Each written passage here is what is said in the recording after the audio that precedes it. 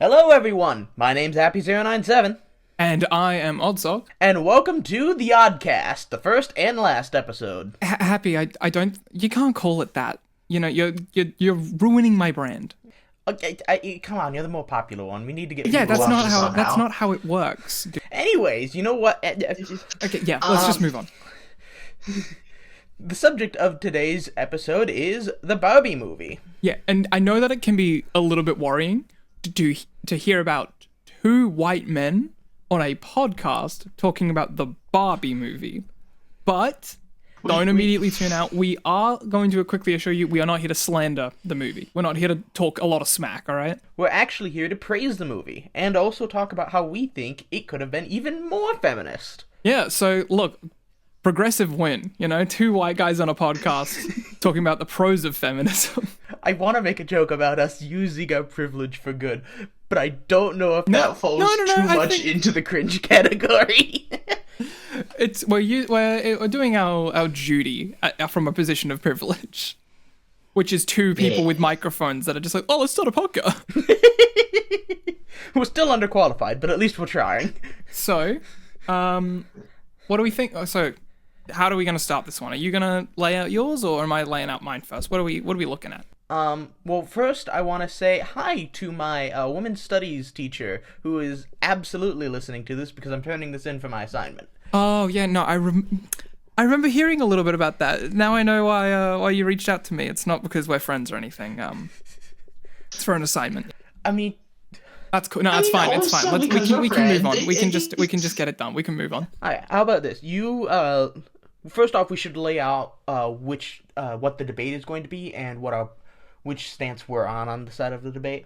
Yep.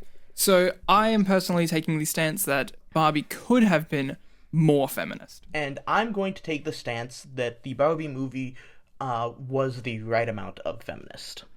Fantastic. I believe that we are going to make the assumption that the I almost said viewer, the listener of this little project has at least a cursory understanding of the Barbie movie.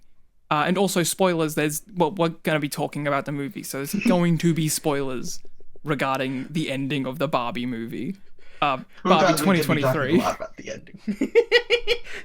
If you haven't seen the Barbie movie yet, why are you even watching? Yeah, this is not for you. So, as the person with the most skin in the game here, do you wanna open up? Yeah, I'll open up.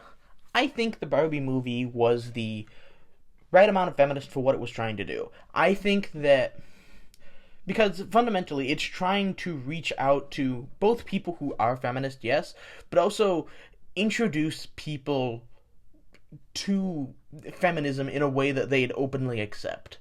Because, like, it's not trying to hide what it is, and so more people are sort of open to going to go actually watch it. We kind of saw this. It was almost poetic that the whole Barbenheimer thing happened when the movie came out, because it really helped elevate the push towards people going to go watch this film, especially people who wouldn't normally go see it, but really should have gone seen it.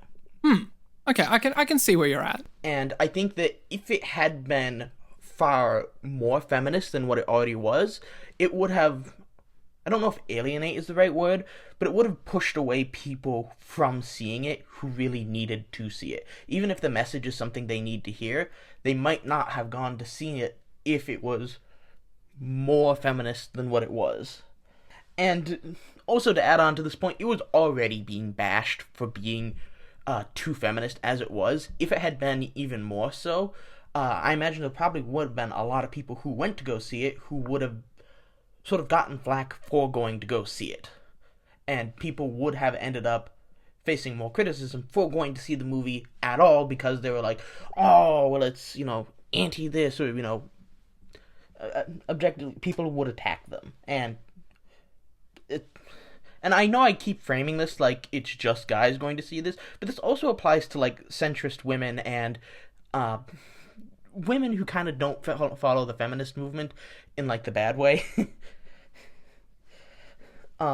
This is something for them as well. It's a way of reaching out to them. And so I feel like this is something I want to say, I don't really want to say necessary, but, like, I think it's something that they needed to see. And if it had gone further than what it did, I think it would have ultimately turned people away who needed to see it. That's really the crux of my argument here. That's why I keep going back to it. Honestly, look, I get where you're coming from. But for one, that thought process of like if it was more feminist, people would be attacked and accused and all that for wanting to see it. That already happened. When it comes to popular feminist media, or even just any level of feminism that manages to reach the mainstream, it is going to be attacked and it's going to be criticized no matter what. And unfortunately, you know, you're still going to have, we absolutely saw in multiple news publications the amount of men who were complaining that it was an anti-men piece of art. And it definitely wasn't. It absolutely was not. It was a very... misogynists in general are going to look at a piece of feminist media and they're going to say, this just is attacking men. When it's not. It's attacking the institutions and it's attacking the institutionally structured... I've said institution like 4 times in one sentence. It is attacking the institutions of patriarchy, and it is attacking the current systems that oppress women and put them in a position of fear, and also in a position of being ruled over effectively. Women are often viewed, especially by misogynists, as second-class citizens. So it's kind of a moot point to say that making it more feminist would lead to them being attacked. They're going to be attacked anyway. I'd say it's not necessarily... I know I do keep saying attacked, but it's also the thing of drawing in people who wouldn't normally watch this but need to watch this. People who aren't already subscribed to feminist ideas. Because Barbie is inherently a movie that you're going to expect that from, because it's, Barbie. And so it often gets a lot more slack when it comes to, this movie is just inherently feminist. People are kind of expecting that going into it. And so certain people, especially people who are coming to watch because of the Barbenheimer thing, which I know couldn't have been predicted by the directors, but still is part of what led to the success of the film, I think. I could be wrong on this. Please do not fact check me. Yeah, we need another person in this call who just whenever we say something just presses a little button and it's just they just go, that is completely false, and they do not elaborate. We're gonna post clips of this onto TikTok and somebody's just gonna come in like, yeah, so I went and fact checked their debate and they're all wrong. There's not a single true statement in. Oh my god.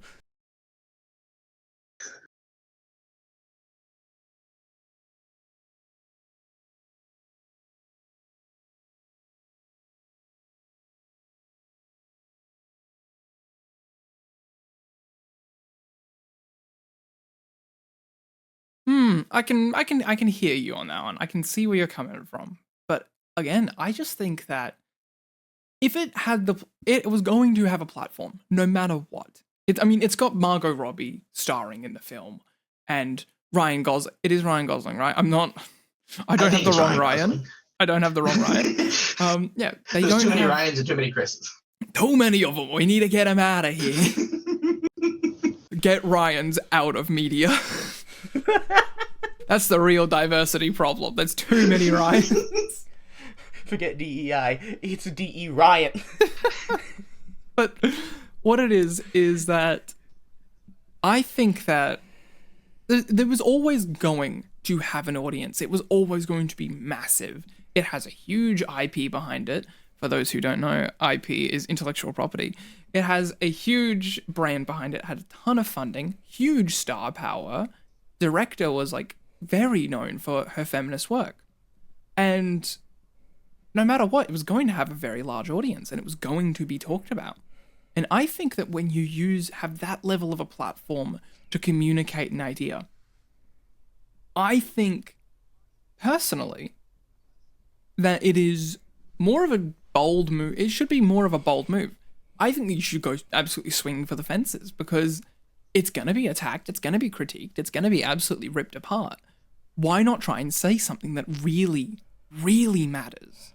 Why not try and add more to the conversation? Which I think that is my personal stance.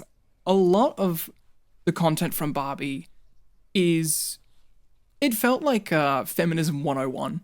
It felt like a very, very surface level approach. I've heard a lot of people actually, I do have sources happy.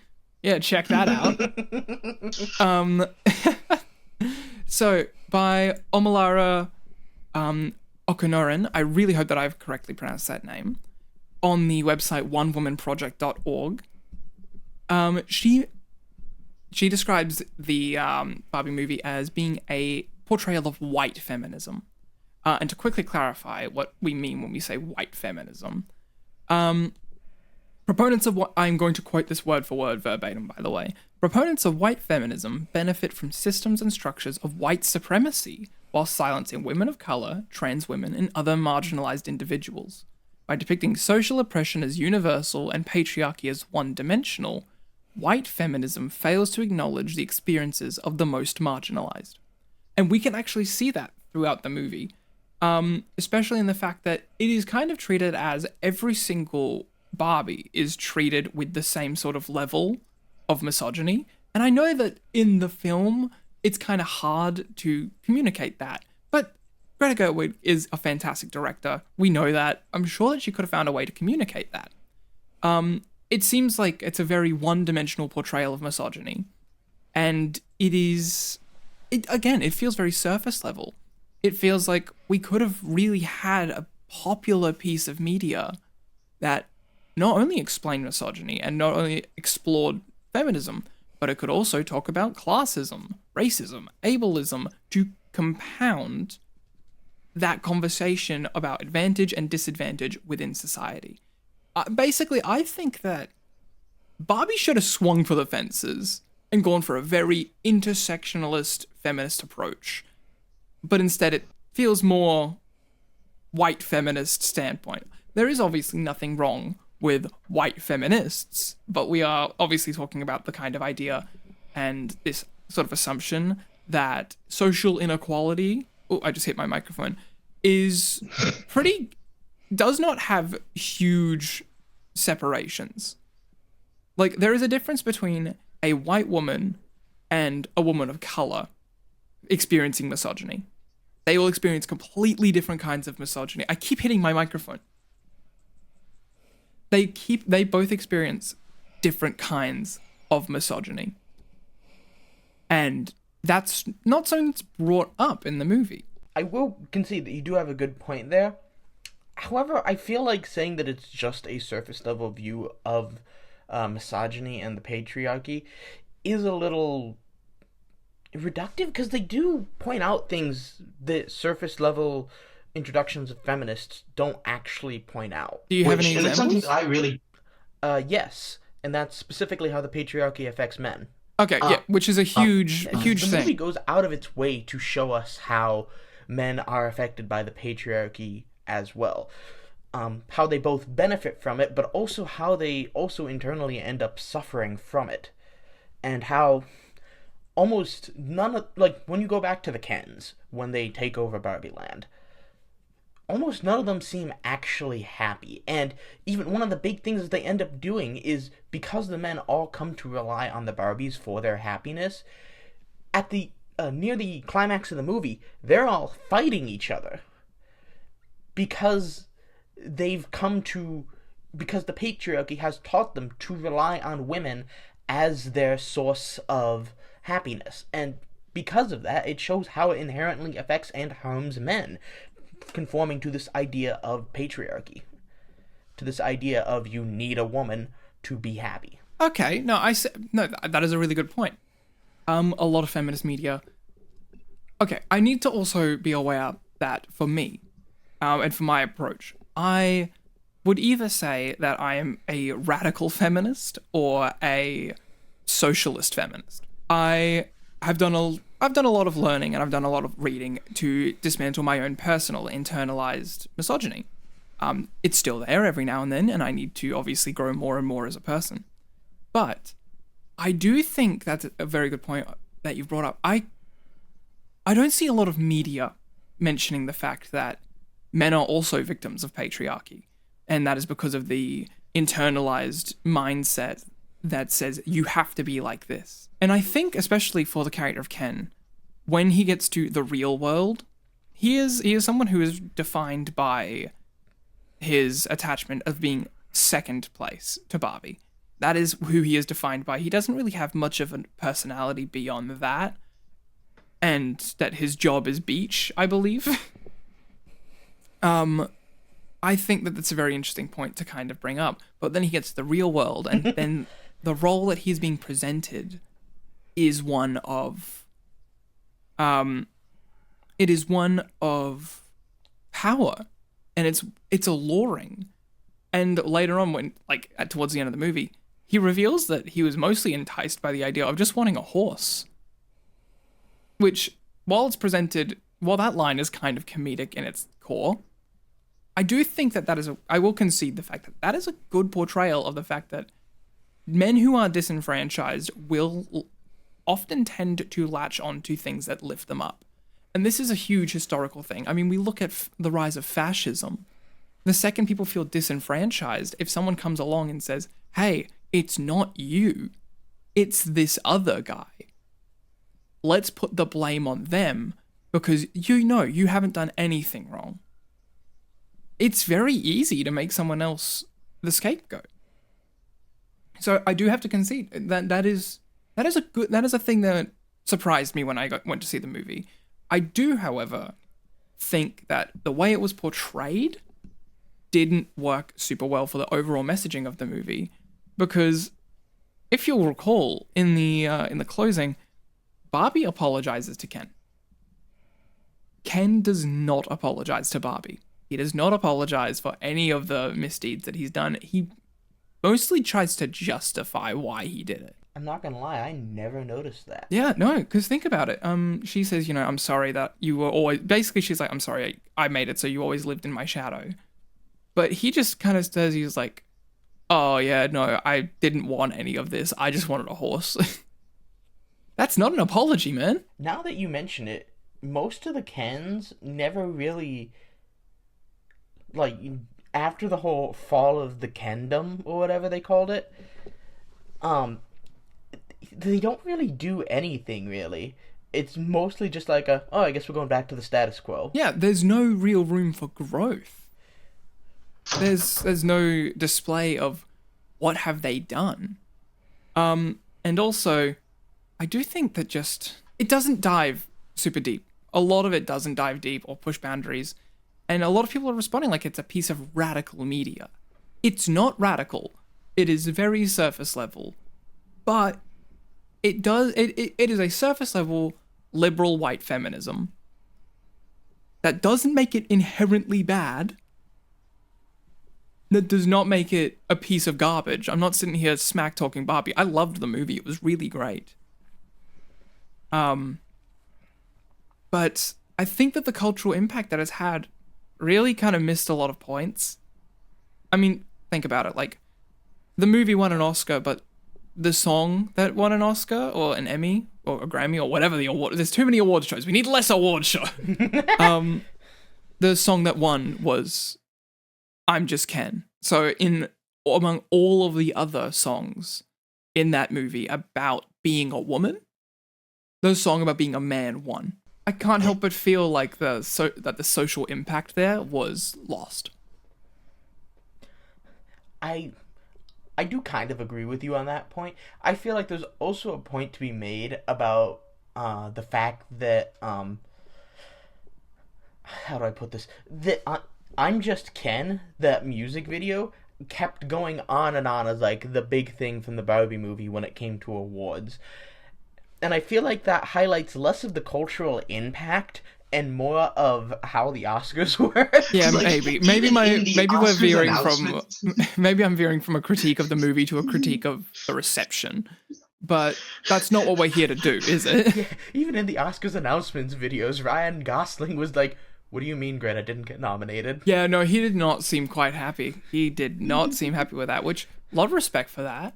I have a lot of respect for how Ryan Gosling handled himself throughout the press tour of using his position as a white man to uplift the voice of women. and to uplift his co-stars, which is exactly what we two white men are doing on this podcast. So we're just like Ryan Gosling. I'm not sure we're really uplifting the voices of women when all the women are backstage when it comes to this debate. Yeah, true. I don't know. The viewer will have to decide whether or not. We did talk to women. Like, believe it or not, I have spoken to a woman before. I'm dating one of them. I'm not, I just have a sister. Yeah, that's fair. So, women are involved in the process. We have, and I'm mostly echoing the views of my partner as well. But I just kind of think that while I'm not a script writer, beyond making shorter content, I'm not a movie script writer. I do believe that a stronger script could have possibly reflected more of the in-depth aspects. It could have shown a lot more. It could still have had those entry-level prompts.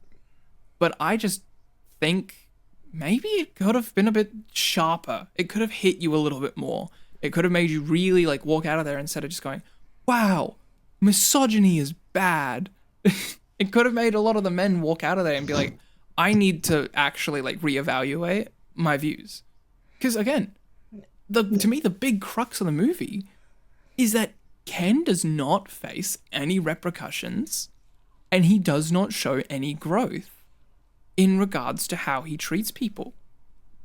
What says that this isn't going to happen again?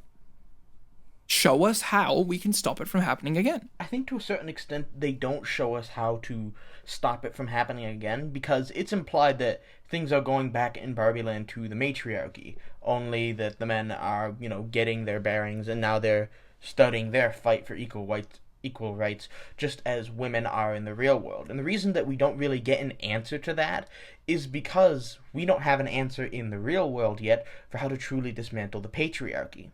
We don't have that answer yet of how to achieve true equality yet, and so the movie doesn't give us an answer, because there isn't one. It is up to us, or up to the sequel, Barbie 2. Let's go! I think that's actually a very good point. Yeah, I seem to be very good at getting out short points. Making very small victories in this debate. No, look, I agree with you. I very much do agree with you. I think that I'm pretty much ready to give my closing opinion. Yeah, the clock for closing says we got about 4 minutes left, so I'm gonna take this time to yap instead. Yeah, so, and again, I am focusing on, I'm not going to deny your points that they absolutely could have done more.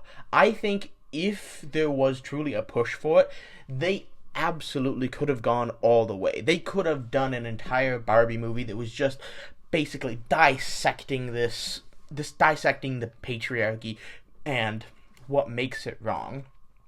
And I feel like they didn't do that a lot because, again, of the points I mentioned before, they want people to come watch this and get that introduction to feminism in a way that they wouldn't normally get it because they wouldn't normally go watch something. And it's also very hard to hide feminist ideology in other media and trick people into watching it, purely because then people will, instead of going out of that thinking, oh wow, that was really eye-opening, instead they'll go out thinking, wow, I was tricked into watching feminism. And I feel like the Barbie movie created that nice middle ground. It's something that they objectively know is going to be feminist, but a lot of men, because they have women in their life, might end up going see it and come out starting on that path towards feminism.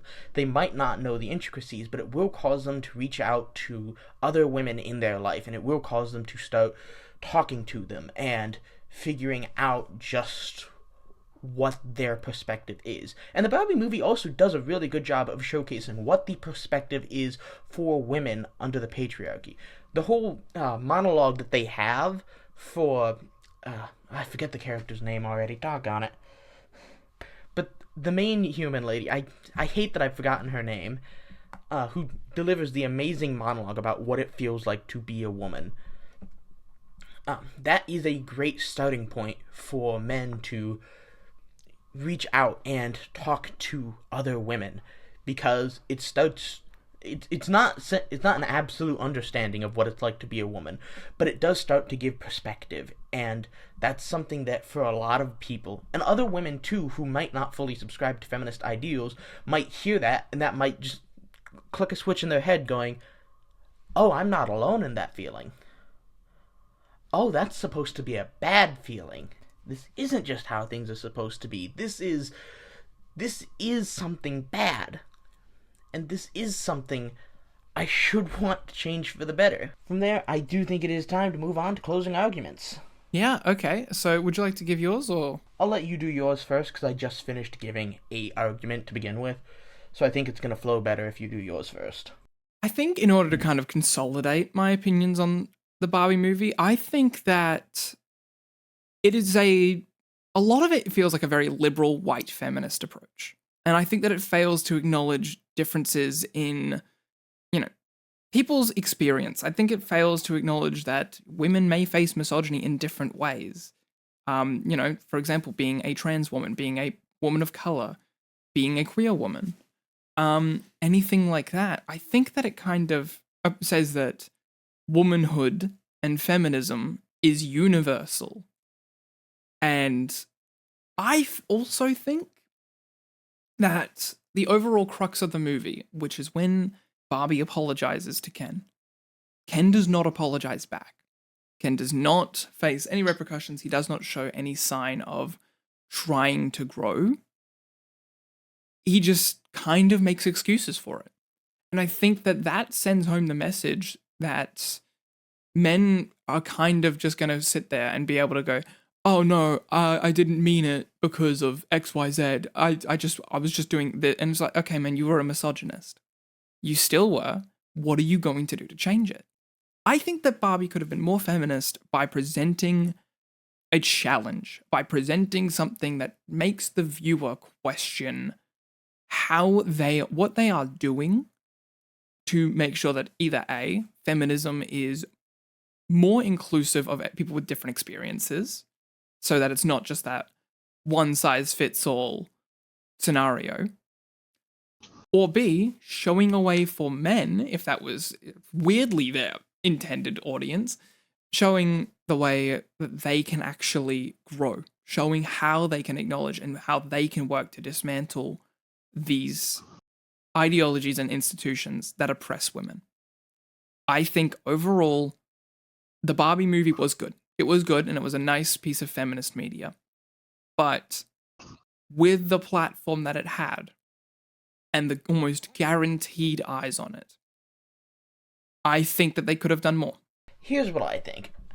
At the end of the day, I do think the Barbie movie was intended for a general audience. Whether or not that was Greta's choice or Mattel's choice, completely up to your interpretation.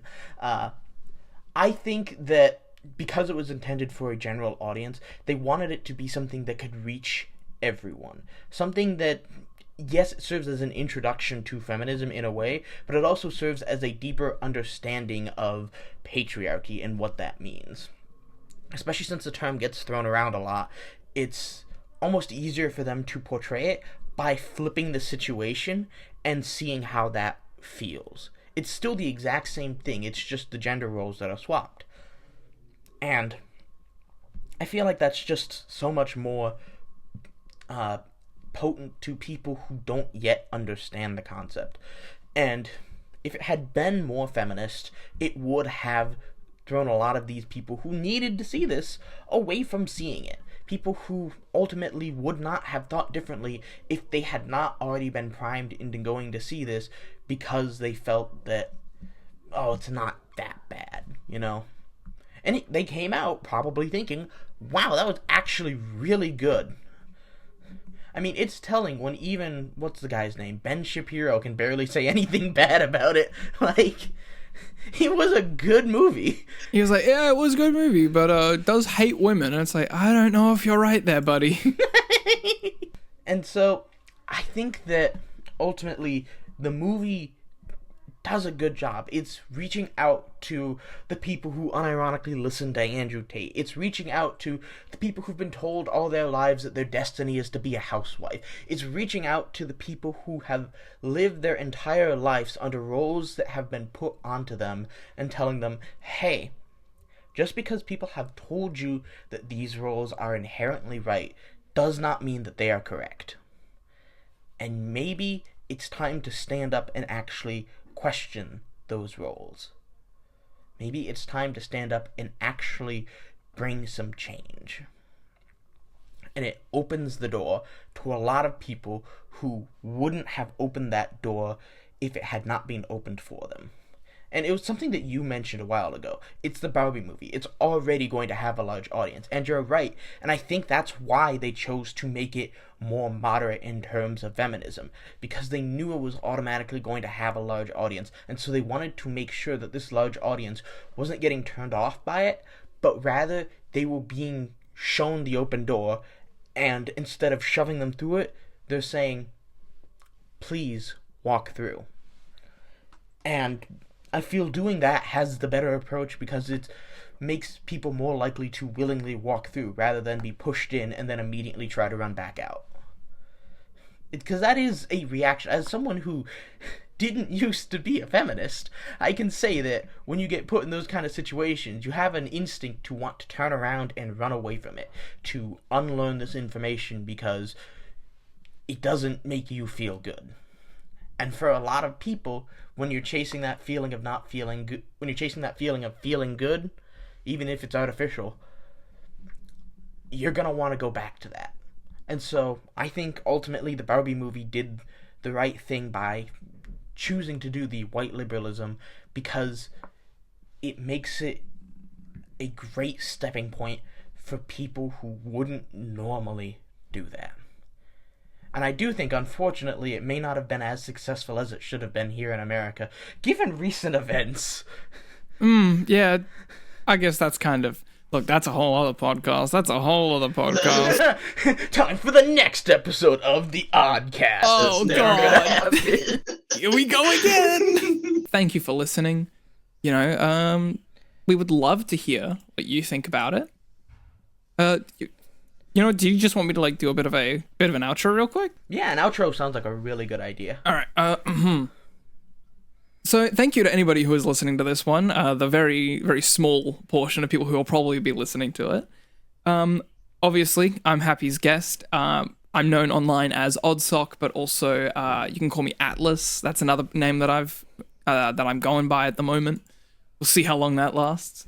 But honestly, at the end of the day, everything that we're sharing here is just our opinion and just trying to kind of relay trying to start a conversation around the Barbie movie and around the idea of, is a piece of media not feminist enough?